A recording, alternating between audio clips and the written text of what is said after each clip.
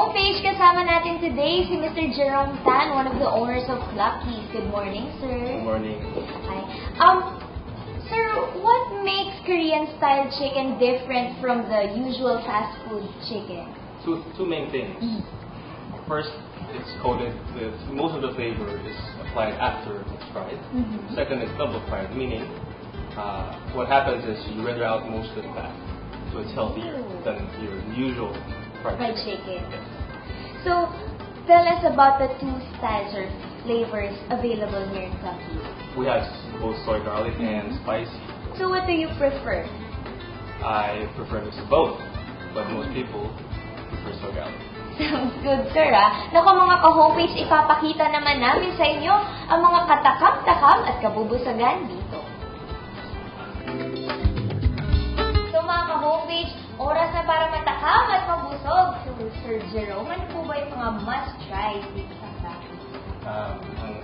Our chicken, made with New York's Manfred chicken sauce, using drumsticks and wings.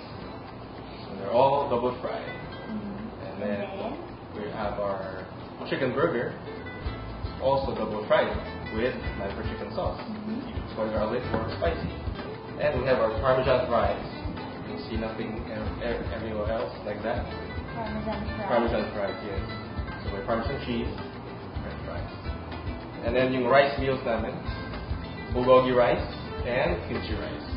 Kimchi rice comes with, you can pair it with sausage, chicken, or tofu. We also have salads, house salad, fruits, seasonal fruits, so iba-iba every day. And our chicken tender salad.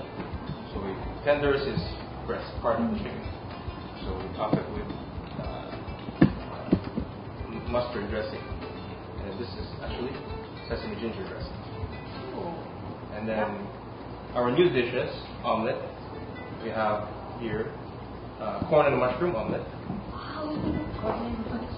And of course, tomato and onion omelet. We have another one, adventurous meal, kimchi omelet.